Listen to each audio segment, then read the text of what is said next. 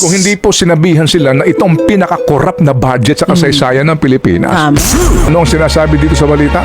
Budget deficit reached 1.2 trillion pesos in first 11 months. Yan po ay mula nga January to November 2024, mga kapatid.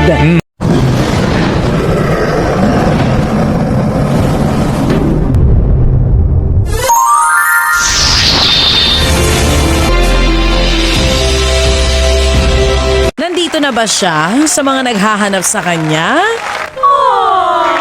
Hi! Sino ka nga ulit? Ano nga ulit ang pangalan mo?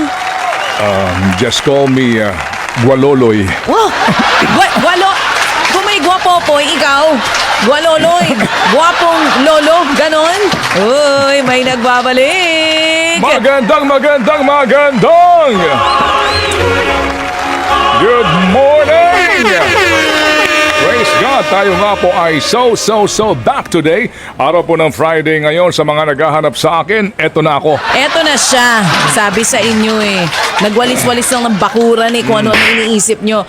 Huwag mong kalimutan ha. Very much strong. Very much alive. Kasi alam mo, sabi ng mga nakamiss sa'yo, next time daw, pagka daw ikaw ay mag-vacation leave, mag-iwan ka daw ng video message. Ganon. Magpa-presscon ka daw sana para daw di sila nagugulat. Kaya siguro Magsasabi ka. Siguro maggagawa na ako ng vlog. Para sa simula pa lang I woke up like this. And then I'm having breakfast. Tama, Ito ganun. breakfast ko. Kumbaga, a day in the life of Ted Filon. Tsaka live, no? Araw-araw ako nasaan ka. Ayun. So, doon ka na mapapatay. Ikaw naman, napaka-nega mo. Lahat na ng mga Hindi bagay, ba pwedeng... lahat na ng mga bagay binobroadcast Hindi ba mo. pwedeng Anyway. doon sila magpapapicture kung nasan ka? Pero ito na nga, nagbabalik ang Alright. aking baby boy, Ted Praise Filon. God. Ang Amen. daming nakamiss sa'yo, baby. Welcome back. Salamat po na marami sa lahat ng ating mga ginigiliw na mga uring manggagawa, lalo na po yung mga walang day off, walang Pasko, walang holiday, ang dami po nila. At tayo po nagbibigay pugay po sa inyong lahat ng mga uring manggagawa na nagpapagalho talaga at ang galaw sa mundo ay patas. Patas. Amen. Good to be back.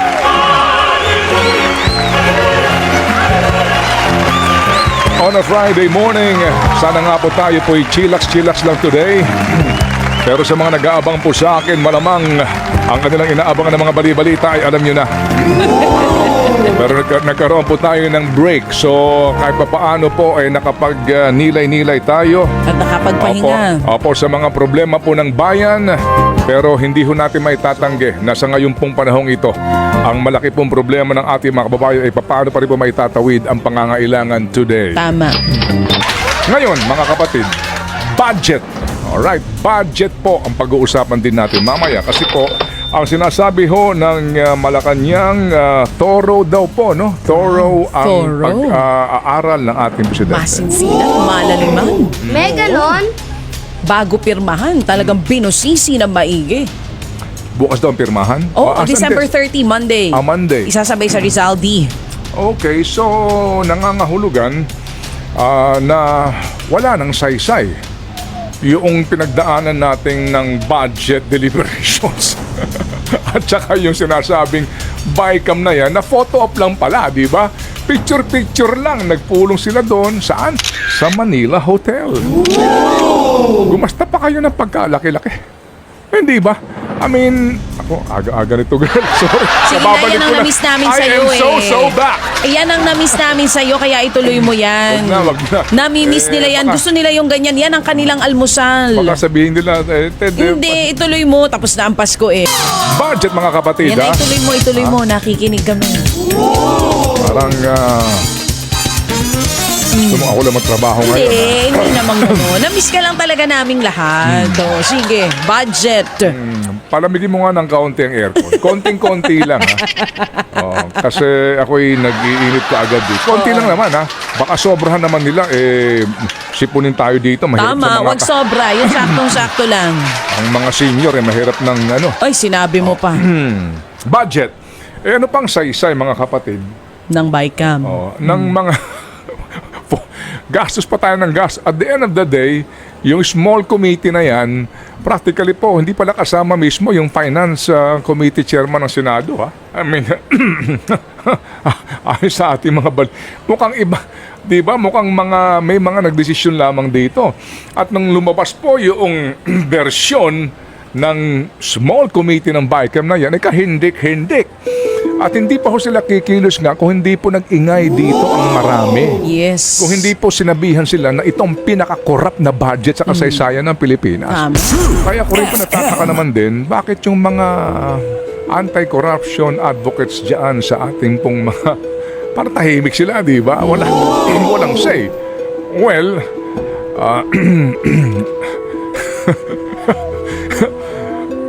nung lumabas po itong version na inaprubahan ng both houses ratified, as usual po in the Senate, well, in fairness ngayon, dalawa kasi noong una isa lang dalawa.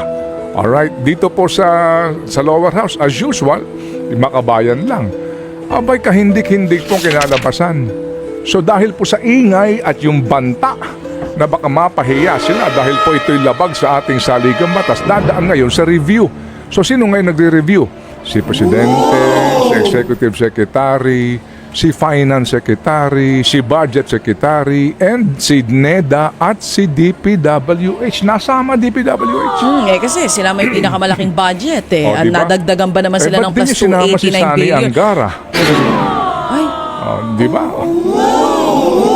So nangangahulugan, opo, dumaan kayo sa pagkahaba-habang budget hearing, pagkalaki-laki ng istorbo sa trabaho ng mga taong gobyerno, pagkalaki-laking gastos, at the end of the day, sila din ang magre-review. At ngayon daw po, ano yun? Hihimay-himayin nila ang mga panukala ng iba. Ibalik sa amin, ayusin namin, and we will ratify again. Ayaw naman ng Pangulo ng Ayaw gano'n. naman daw po kasi hindi daw yun yung proseso. Hindi daw ganoon Well, yun. anyway, Kasi ratified nandiyan naman na sa nga. kanyang opisina yung dating Supreme Court Chief Justice, baka maalam sa batas, hintayin natin. But basically po mga kapatid, dito po sa isyong ito, kaya po nangyayari ito kasi hindi ho tayo nakikialam. Mabuti po na lamang at may mga tao, and we have to give credit sa mga tulad po nila Cielo Magno, no? At ilang pa hong mga cause-oriented persons na concerned sa budget na ito. Maaari pong pulaan na, i-bash na ho na kung ano-ano. Huwag niyo pansinin yun. Kasi dito mga kapatid, mamaya hihimayin ko na natin to ulit. Itong issue po ng budget na ito para nyo maintindihan kung gaano ka-importante. Lalo pa at sa pinakahuling balita po ng Treasury Department natin. Kunin mo yung business page dyan, sinasabi ko kanina. Anong sinasabi dito sa balita? Budget deficit reached 1.2 trillion pesos in first 11 months. Yan po ay mula nga January to November 2024, mga kapatid. 1.2 trillion pesos budget deficit. Okay. Wow. So, ang nangangahulugan mga kapatid, opo. Oo. Yun daw pong revenue collection natin, 4.1 trillion pesos. Yung pong 11th-month expenditure is 5.3 trillion. Kaya 1.2 trillion ang ating deficit. Tama. So we're spending so much doon sa ating kinikita. Oo. And- Sobra ang ginagastos natin sa kinikita. Okay. So, basically po dito talaga, kinakailangan magtipid, di ba? Magtipid. Magtipid sino? Dapat gobyerno. Di po ba?